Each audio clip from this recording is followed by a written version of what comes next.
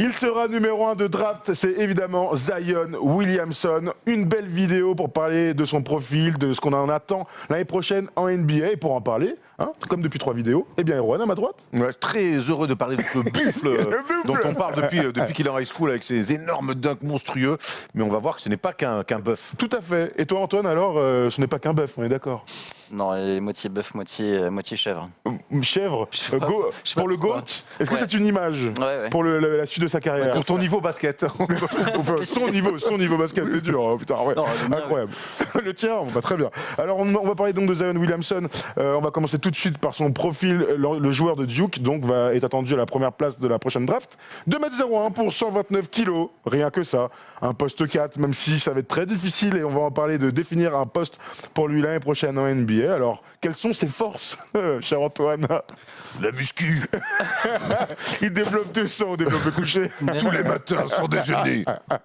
Je suis même pas sûr. Ou alors il le fait après s'être fait 3 Big Mac au petit-déj. Ouais. Lui doit en manger des poulets. Hein. Vivant. Il paraît que j'ai une info. Mange des poulets vivants. Apparemment, Erwan est sûr. C'est la content les gens qui découvrent l'émission. Parce que j'ai hâte d'être à la draft en fait. Non, d'ailleurs, on devait faire un podcast un jour avec un prospect qui se présente à la draft là. Pas un prospect français, un prospect américain et qui a décommandé au dernier moment parce qu'il fallait qu'il aille au McDo. Quoi. Ça m'a fait beaucoup. Sûrement en américain, ça. C'est très bonne éthique de travail. Bravo. Revenons à Zion Williamson du coup. Alors, quelles sont les forces, j'imagine d'abord physiques? Bah ouais. Obligé. 130 kilos, le mec, on n'a pas ses mesures en détente parce qu'il n'a pas fait le combine. Je pense qu'il doit sauter de 44, 45 pouces en détente. Ça doit faire, je sais pas combien ça fait, ça doit faire 1m20, 1m30, un truc comme ça. En général, quand on a 1 mètre de détente, c'est déjà beaucoup. Là, on est au-dessus. Ouais, je pense qu'il peut quasiment toucher le haut du panier. Voilà. Ouais. Donc c'est sa force première, quoi. Parce que tu vois, sur les 3 dernières vidéos qu'on a faites, il y a des mecs, on se dit, ouais, physiquement, bon, en pro, Sekou s'en sortait en pro, il était dominant déjà en Jeep Elite. On parlait de Ja Morant qui, en université, c'est un énorme gars, qui est explosif au possible. Voilà, qui est explosif au possible et tout. Mais on se dit, mais on va voir comment ça se passe en NBA. Lui, on est déjà persuadé que même en NBA pour sa première année, il va déjà imposer un combat physique. C'est clair. Et en ça, c'est tellement rare parce que tous les mecs qui dominent physiquement en NCAA, on se dit on va voir à l'échelon supérieur, on va voir comment ça va se passer. Mais ça, c'est chaque année. Lui, on sait déjà qu'au moins, alors après, il y a d'autres choses qu'on va creuser, mais lui, on sait déjà que physiquement, peu importe qui l'aura en face, mais des darons, même des Blake Griffin qui sont plutôt des mecs gaillards, autres, où on peut penser à d'autres postes 4, déjà, on sait que ça va être un combat qui va imposer un combat physique. Question, est-ce que dès l'année prochaine, il est le joueur le plus physique de NBA?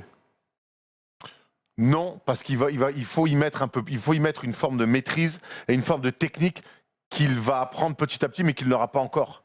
Physiquement. Ouais, que physique, oui, mais, basket, oui, mais si c'est purement physiquement, moi je pense que tu vois que son physique au début va lui faire faire des fautes offensives, va lui faire des mauvais choix. Et donc c'est pour ça, donc son physique sera pas encore et sa technique sera pas encore au service de son physique. Donc c'est pour ça que pour moi, pour être le joueur le plus physique, il faut que tu aies une forme de maîtrise technique aussi. Regarde le Blake Griffin au début, c'était un énorme bœuf, et pourtant c'est quand il est devenu un peu plus technique, un peu plus fin, que son physique. Tu vois, moi j'ai vraiment cette impression-là.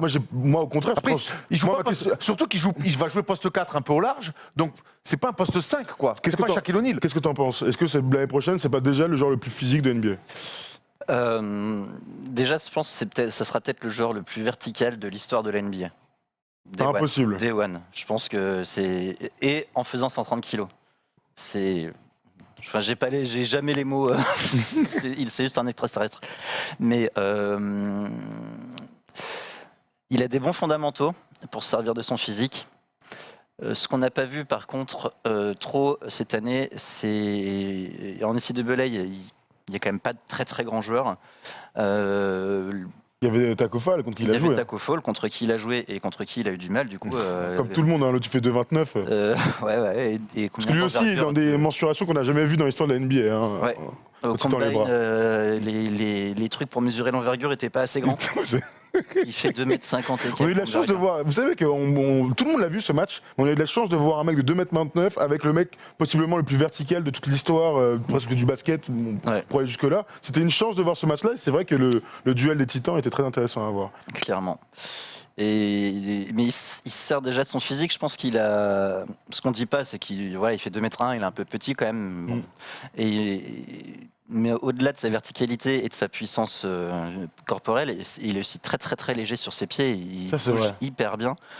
C'est pour ça qu'il y a beaucoup de comparaisons avec Charles Barkley, c'est qu'il y a cette même fluidité au niveau du jeu de jambes qui en fait une combinaison. C'est vrai que naturellement, c'est difficile d'imaginer lorsque tu regardes 2 mètres de 130 kg. Normalement, tu es en surpoids dans le sens, tu es trop gros pour ta taille. Lui, ça n'a pas l'air de le gêner. Alors, il va encore un peu plus s'affiner. Je pense que j'ai du mal à croire qu'il va rester à 129. Aussi, Ils vont le faire un peu baisser, 3, 4, 5 kilos. Dans la NBA d'aujourd'hui, on a vu LeBron qui a été une caisse pendant un moment. À Miami, Miami, c'était vraiment un bœuf, même sur la fin à Cleveland. On a vu que le temps, ça finit. On a vu.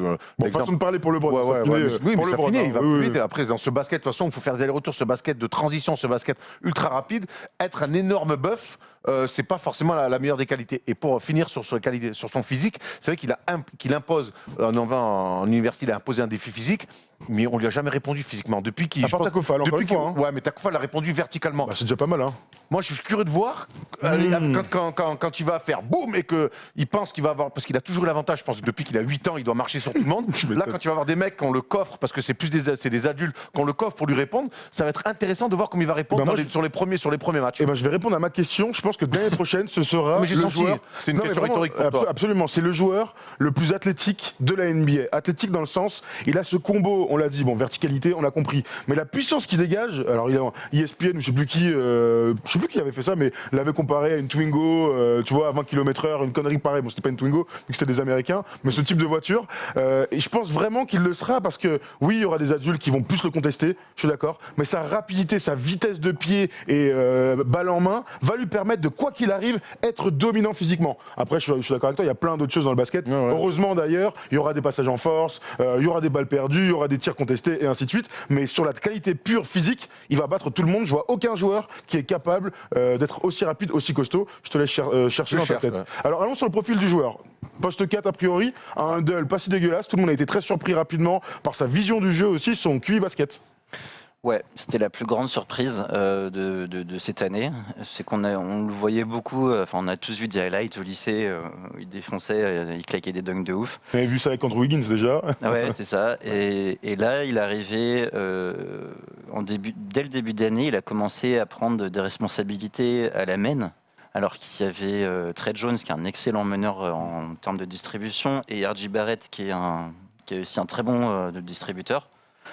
Et on a quand même donné des responsabilités à Zion et il s'en est super bien débrouillé de cette histoire au final.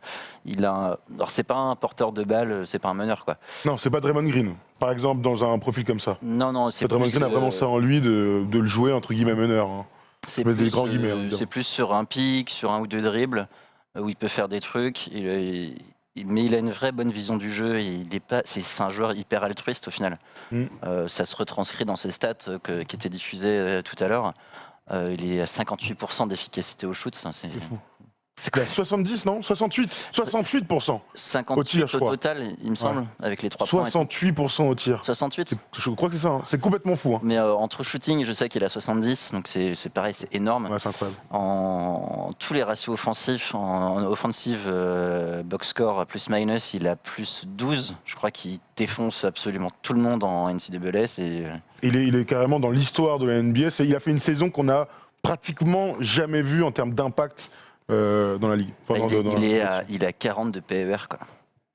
Non mais c'est une Ce n'est pas qu'un physique, on rappelle. C'est une énorme usine à gaz, vraiment. On l'a vu tout au long de la saison en NCAA. Et moi j'ai bien aimé en March Madness, notamment le match face à Takofal, où R.J. Barrett est un peu dans le dur, où Cam Reddish non plus est pas non plus énorme. Et lui là-dessus, ce que j'ai bien aimé, c'est déjà, moi j'aime bien voir ces mecs-là qui ne reculent pas, il a pris des tirs compliqués, à 3 points. Il les a pris dans des moments très chauds où tu les mets pas, tu sais que ton équipe elle est dans le down. Il les a pris, il s'est pas planqué. Et ça, c'est bien de voir que ce mec-là, parce qu'il a souvent été, notamment on voit des images derrière de lui en high school, je pense qu'il n'a pas été beaucoup contrarié, qui a dû gagner beaucoup de matchs avec des écarts incroyables. Dans la difficulté, c'était peut-être les premières fois où il se retrouvait avec des matchs à fort enjeu. Alors il n'est pas allé au Final Four, mais en tout cas dans tous les matchs à fort enjeu, il ne s'est pas planqué. On a vu notamment Cam Reddish et RJ Barrett se planquer. Ou passer complètement à côté pour RJ Barrett. Lui, pas lui. Prendre les tirs, parler à ses mecs. Et en ça, c'est vachement positif pour la suite. C'est vrai que c'est une chose comme l'IQ Basket qu'on a découvert cette saison. Alors on était tous un peu les yeux écarquillés. D'ailleurs au début RJ Barrett et lui étaient un peu en concurrence pour être premier choix de la draft. Très rapidement on s'est rendu compte que Zion venait d'une autre planète, que c'était qu'on voyait un mec comme ça par génération. J'ai envie de vous dire. Moi j'ai été impressionné par plein d'autres trucs, donc son dribble et tout, mais les finitions qu'il avait. Alors oui c'est un énorme dunker, bon on l'a compris, mais il trouve plein d'angles pour aller poser sa main gauche. Et encore une fois un gaucher tricheur, donc ça lui permet d'aller trouver des laybacks, des trucs, des spin moves quand il est plutôt bien défendu. Et ça c'est un truc qui m'a impressionné dans son jeu offensif, par exemple. Ah ouais, il est capable. Si un mec qui est plus fort que lui ou au moins aussi fort, il est capable de lui grimper dessus parce qu'il sera plus vertical. S'il a un mec qui est grand, il pourra le contourner. Un truc qui tient à Romain, notre copain d'envergure, c'est qu'il peut se désaxer aussi quand il est sous l'arceau pour aller trouver les angles. Il peut. C'est un excellent finisseur. C'est peut-être le meilleur finisseur que j'ai vu depuis très longtemps. Et puis, comme tu dis, il y a le shoot. Enfin, moi, en début d'année, je l'avais 8e dans mes classements personnels. Il était très bas pour le coup, là, tu avais un peu abusé. On va pas se mentir. C'était à peu près tout le monde. Je crois que Givoni de Draft Express, il avait 9-10, un truc comme ça. Ah, lui aussi, il avait fumé alors. Et dès le premier match, quand on l'a vu cet été, quand ils ont fait des matchs d'exhibition contre des universités canadiennes, le premier match, il nous sort 3 sur 4 à 3 points. Ouais. Ça, ils avaient désossé tout le monde en pré-saison à ce moment-là. Surtout que c'était pas des mauvaises équipes. Ils jouaient contre les champions universitaires canadiens. Lui et RJ Barrett avaient été très forts. C'était tous les deux à plus de 30 points ou tout comme. Ouais. Et ils avaient froissé tout le monde. Ouais. Et on le voit sortir 3-4. Du coup, on se dit, au début, j'étais là, on se calme. Il va pas shooter non plus comme ça et tout. On pensait que son shoot était broken de ce qu'on en avait vu. Et puis le match d'après, il met 2 sur 3. Et puis on dit, oh putain. Il est plutôt régulier en fait, le con. Après, il shoot pied au plancher. C'est vraiment. Alors par contre, sa mécanique de tir, alors elle est quand même un peu brute. Il lui faut du temps. Son coup droit, son coup est complètement gauche, du coup, son coude est complètement désaxé. Il faut qu'il ait quand même le temps de placer ses appuis. En même temps, c'est pas ce qu'on va lui demander de sortir des écrans et d'envoyer des filoches. Le fait que s'il peut mettre externe, les mecs vont monter sur lui. Et à partir du moment, et là, du coup, si un défenseur est à 1 mètre, il peut le démarrer. Si son défenseur est à 2 mètres, voilà. Donc je pense que son tir, c'est plus une corde en plus à son arc, mais c'est pas sa qualité première. Tu penses pas qu'à un moment donné, ça peut pas le gêner parce que il y a cette réalité de la NBA. LeBron est le mieux placé pour en parler. C'est que t'as beau être le meilleur joueur de tous les temps sur le drive, sur le lay-up et ainsi de suite. Lorsque on t'attend, type les Spurs face à Miami il y a 5 ans maintenant, et qu'on te dise vas-y tire, c'est là qu'on va commencer à te rentrer dans la tête. Tu vois, il y a cette réalité-là. Donc, on imagine qu'il va bosser. C'est clairement pas son arme numéro 1 aujourd'hui, ni 2, ni 3, ni 4. Mais moi, ma crainte, c'est quand même qu'on puisse lui rentrer dans la tête en lui disant vas-y, t'es peut-être athlétique, mais tu peux pas mettre un tir. Vas-y, marque. Surtout que la NCAA, c'est différent. Alors, certes, il y aura des espaces qui vont lui profiter, mais il faut mettre des tirs de plus loin. Le spacing en NBA est tout autre que celui en NCAA. On voit quand même des zones, des fois, c'est un peu les mi-temps à 23-27. Ça n'existe pas en NBA, quoi. C'est des fins de petits cartons. Ouais. Donc, après, il est quand même, mine de rien, adroit naturellement. C'est vrai. Tu vois ce que je veux dire quand je dis adroit naturellement, parce qu'il met des paniers. Il a dû toucher. Voilà, il met des paniers. Tu vois, il part pas de zéro comme on peut voir certains. Maintenant, il faudra que dans ce basket moderne, qu'il développe quelque chose. De toute façon, il y a tellement d'attentes autour de lui, il se doit de développer un tir. Un mot sur son tir, sa mécanique et ainsi de suite. La mécanique est pas folle parce que, comme vous dites, il y a le coude qui est flottant. C'est très flat-footed. Il est 2 pieds ancrés dans le sol, donc il a besoin d'espace. C'est inimaginable de le voir un jour tenter un jump shot, tu vois, par exemple. Là, aujourd'hui, tu vois, vraiment dribbles, un jump shot, on verra dans 5 ans, mais aujourd'hui, c'est improbable. Mais là où ça me rassure, je pense, il est pas si dégueu que ça. Hein, et son jeu à 3 points, c'est surtout dans le corner. Ouais. Notamment le corner gauche. Et il le sait. Et il le sait, et il y a moins d'écart à ce niveau-là entre les lignes NBA et les lignes NCAA, donc je pense qu'il sera plus à l'aise. Et puis dès qu'il va commencer à rentrer, parce que comme on dit, son shoot il est vraiment pas sale, S'ils vont lui laisser un peu d'espace, il va aller rentrer et après c'est fini pour eux, quoi. Alors du coup, alors on a fait un peu le tour sur ses qualités, hein, son physique incroyable, son IQ basket qui est très haut, son envie aussi de faire briller tout le monde, sa finition, le fait qu'il soit hyper agressif et explosif. Est-ce qu'il y a des trucs qu'il doit travailler, bon à part le shoot, mais en tout cas des défauts dans son jeu aujourd'hui? Moi, je sais pas, défaut. Pour moi, l'opposition a tellement été. Il y a tellement personne depuis qu'il joue au basket qui a été capable de lui imposer un combat physique. Je demande à voir. Maintenant, il arrive. On parle de tous les mecs qu'on a présentés. Lui, il va arriver avec des attentes incroyables. Quand tu parlais, Romain, il y a quelques semaines de Culvert, on dit 7e, 8e homme, des rotations un peu temps de jeu. Antoine, je dis quoi? Romain. N'importe quoi, parce que je confonds. Quand on parlait de ses coups. Salut, Romain. Quand on parlait de ses coups, pareil, voilà, il faut qu'il joue un petit peu, qu'il ait un peu de temps de jeu. Lui, il va arriver, il va pas y avoir de deuxième option, troisième option, tu fais jouer, tu sors du banc. Lui, il va avoir une attente énorme, comme il y avait une attente autour de LeBron. Et c'est en ça que maintenant, faut voir est-ce qu'il est capable de digérer tout ça, quoi. Parce que c'est pas neutre, quoi. C'est des attentes monumentales autour de lui, quoi. Tu penses qu'il va pouvoir digérer tout ça? Alors, j'ai une question encore mieux. Est-ce que son environnement fera sa carrière? Ou est-ce qu'il est de ce type de joueur, type LeBron par exemple, qui, quoi qu'il arrive, je pense, aurait performé? Tu vois, quand tu es très fort, tu bats ton environnement. Les Cavs de l'époque avec Darius Miles et Ricky Davis, mon gars, c'était cata.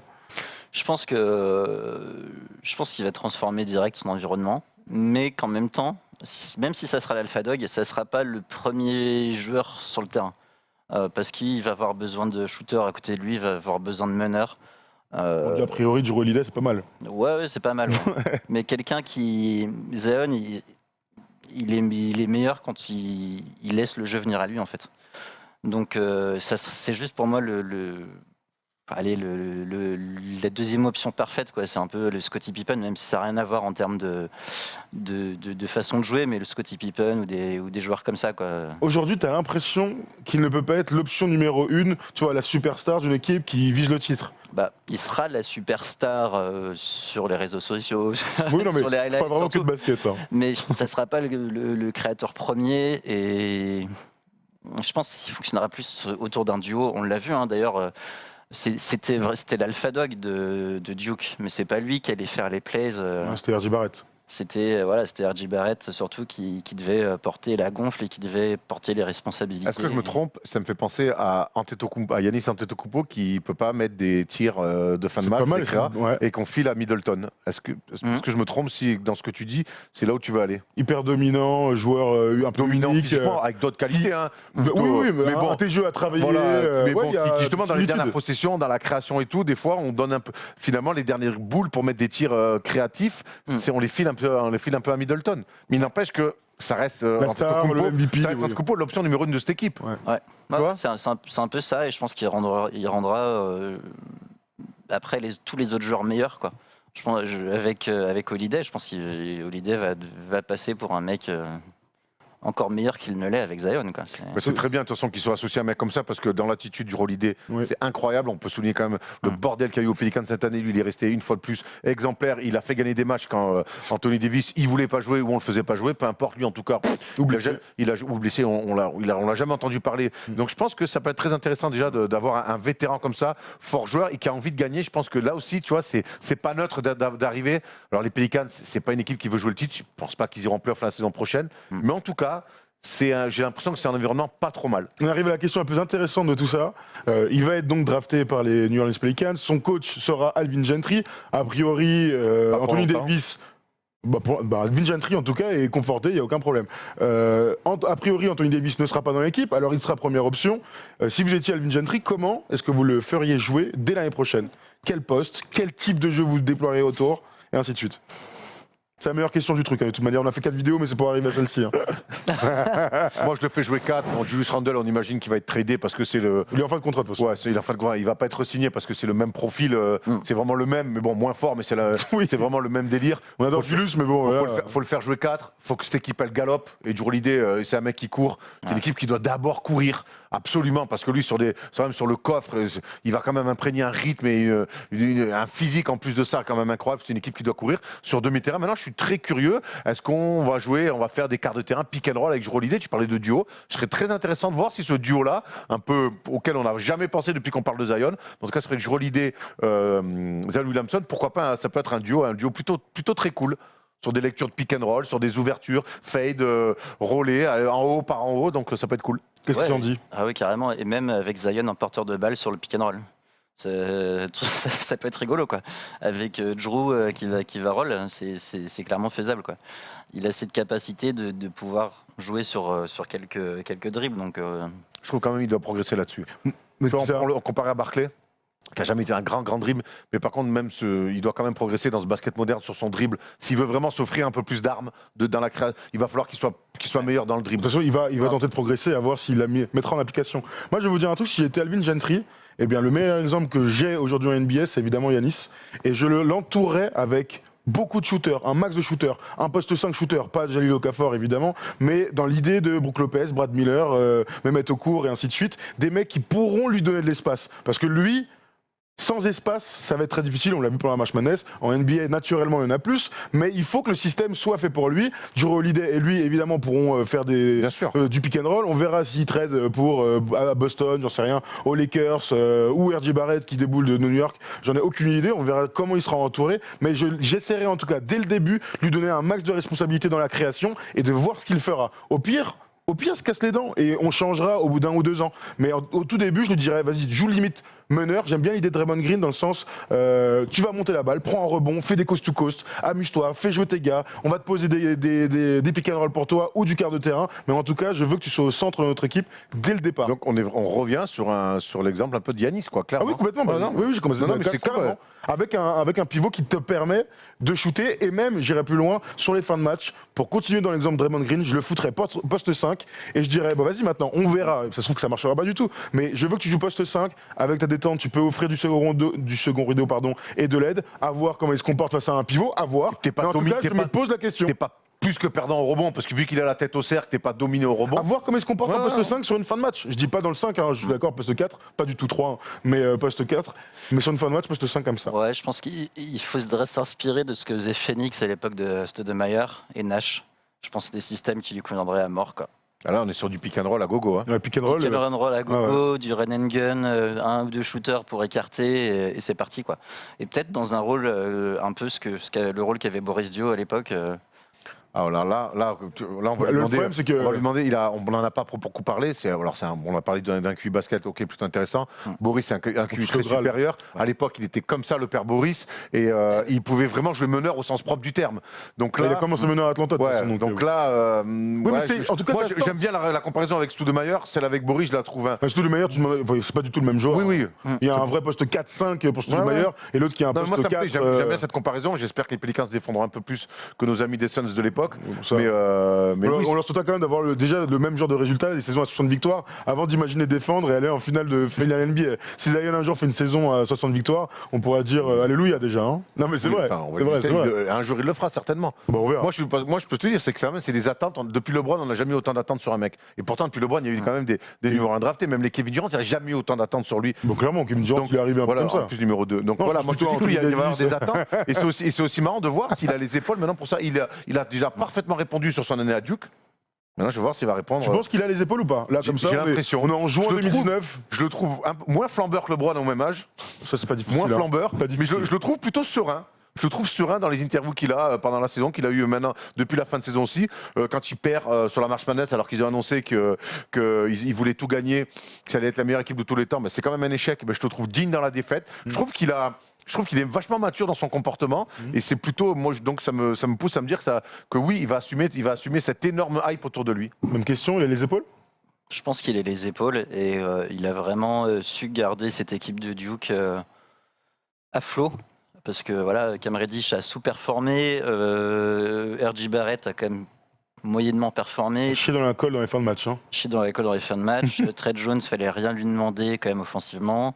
Et il a vraiment gardé à flot cette équipe en en étant à la fois le meilleur joueur, mais c'est pas évident, parce que c'est que des gamins qui sortent de lycée et qui étaient les stars partout où ils étaient, et là ils se mettent à jouer ensemble, c'est un peu compliqué quand même à gérer les égos et tout.